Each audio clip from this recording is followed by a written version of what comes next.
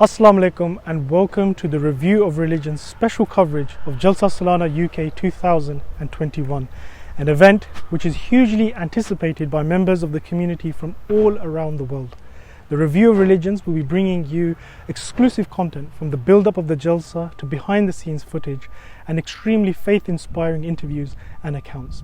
We're here in Hadikatul Mahdi, which is the site of the Jalsa Salana. And as you can see, in just a matter of days, this entire site will be transformed into a fully operational Jalsa. We're going to be interviewing some of the key members of the organising committee and inshallah help answer your questions about the Jalsa Salana UK 2021. First and foremost, as you know, by the grace of Allah, this year is a special Jalsa for us. Because of last year's pandemic, the Jalsa was effectively called off. We didn't have a Hadikatul Mahdi Jalsa at all. And Huzur very kindly addressed the world from Islamabad on the last day of the normal Jalsa, would have been in 2020. So we were very blessed that we had that togetherness for the one day that took place from Islamabad, and we were able to hear Huzur Anwar's address to the world.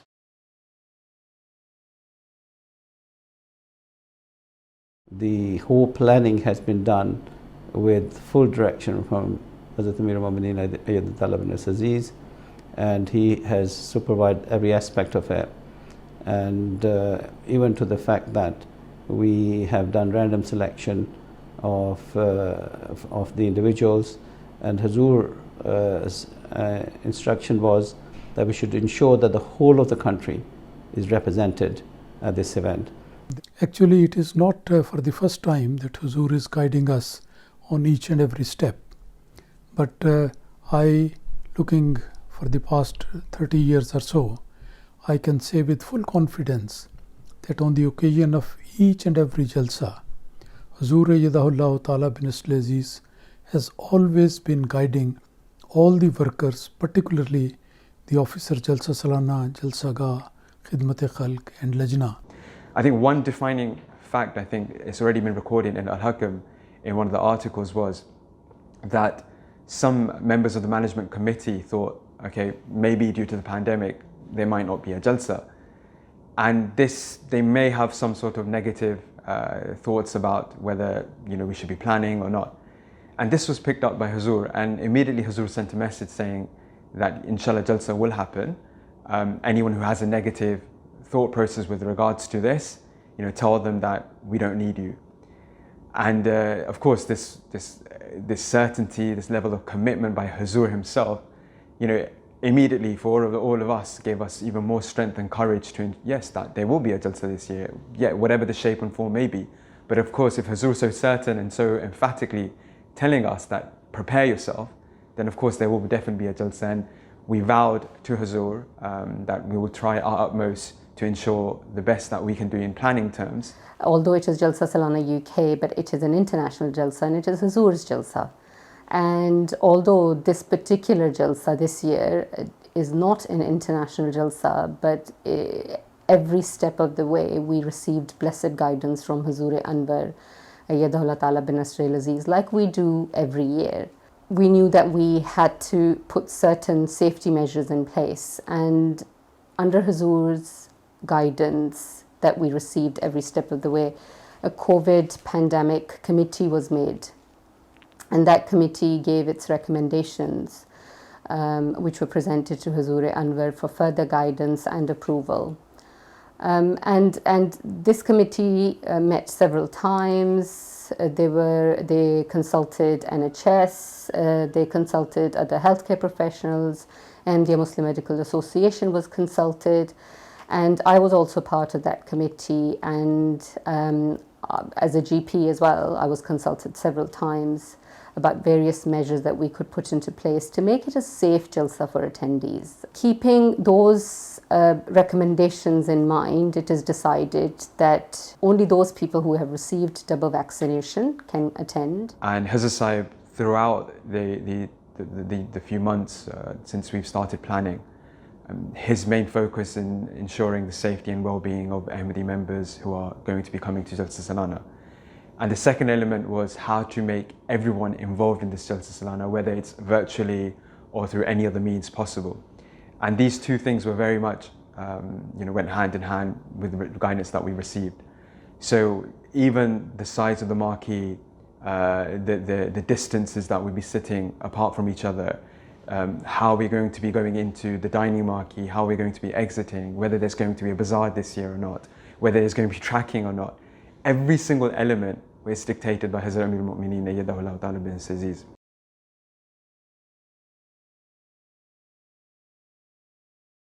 Our first Jalsa Salana after the arrival of Hazrat Masih Rabi Rahimullah actually took place in Mahmood Hall across the road. And we, as you can imagine, that we only had 400 people who attended this the first 2 days here. Then the final day session was held in Surbiton in a recreational centre there, and 1,500 men and 1,500 women attended. And therefore 3,000 people attended the first Jalsa Salana. And over the years now you've seen the thing grow from that very small Jalsa that took place here in 1984 to now we are working on a 210-acre site. And by the grace of Allah, now from where we only had a handful of people, now normally Jalsa is organized by over 5,000 volunteers, and a huge operation where we have 40,000 people from over 100 countries. This year is a bit more of a challenge because this year we're not inviting people from outside, but some of the challenges have increased in some cases because of the COVID restrictions. There is at least one very important thing, you can say it as a change in the program or a new thing that is being introduced, that is regarding the International Bath Ceremony. Every year, everyone knows that this occasion when International Bath takes place, that is definitely the highlight of the Jalsa. But this year, because of the circumstances of keeping the distance and segregation and all that, this will not be going to happen. So instead, what Huzur has approved, that this year a very comprehensive documentary regarding the inspiring glimpses of the international bath ceremonies in the past, that is going to make a documentary, and that documentary will be shown on the big screen to all the viewers, and all the viewers all over the world will be able to go through the history.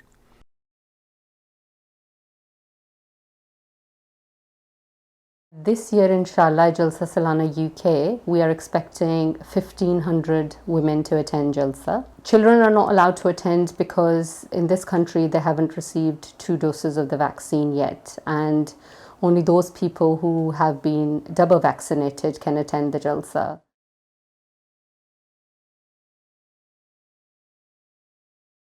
There is a committee, program committee, that meets and they work out a long list of the captions.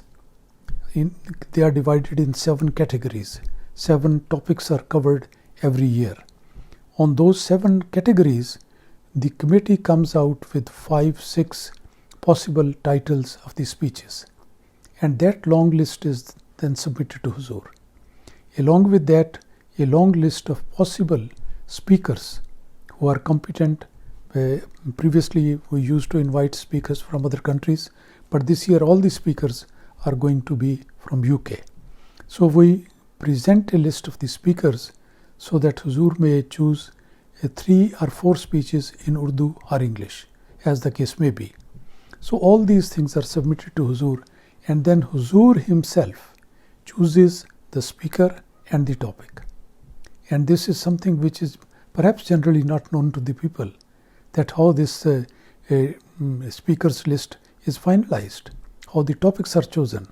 We submit our ideas, but Huzur makes the selection, and many a time Huzur modifies the title or adds something to that, or sometime he himself gives a new topic.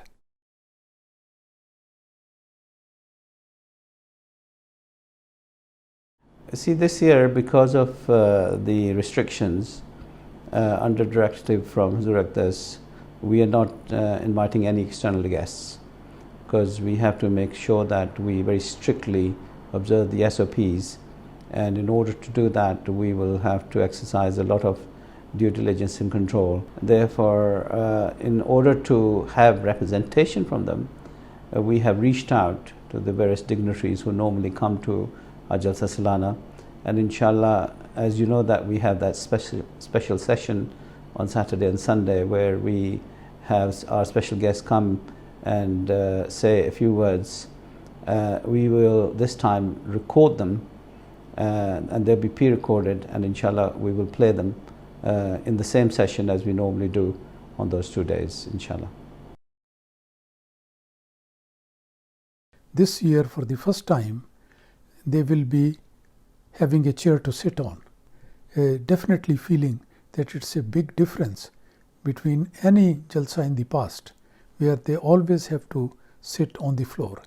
That is actually the oldest tradition of the Jalsa since the time of the promised Messiah ﷺ. So that has been continuing. I think on the subject of the stage design, the background design, I would like to say that this year all the viewers all over the world, they are going to enjoy a new experience, because it will be a sort of wall and you will see certain pictures and certain writings there which will be subject to change. We will be able to add new things, and even the colors will change from time to time. So this is going to be our first experience, but I hope this will be something very enjoyable and informative for everybody. It's so much of an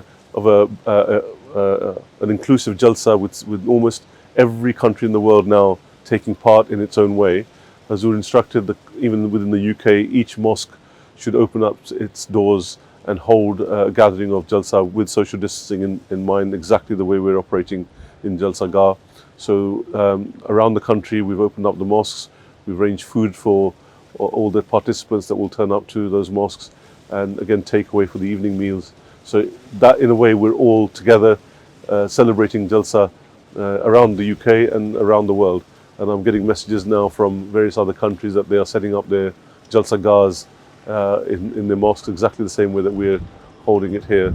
So we're all together, and it's almost as if we're having an international Jalsa from Huzur's addresses to us over the 3 days. Inshallah ta'ala, that will give us all the inspiration that we're waiting for, and this pandemic will end in a very positive note for all the Ahmadis around the world. Also, I think those that are able to attend, they're very blessed that their name was selected from a random computerized system. So they should remember that they're very blessed that they were selected, and those that their names didn't come up, and just don't feel bad about it. This is Allah's will. It was just selected randomly, and therefore no one can complain. But the important thing is that all the mosques around the country are going to be opened for their local events, and more than that, the Huzur's address will be heard around the world in every home through MTA. So everyone can take full benefit of this Jalsa, inshallah ta'ala. Make sure to like, comment below and subscribe to our YouTube channel and other channels for the latest content.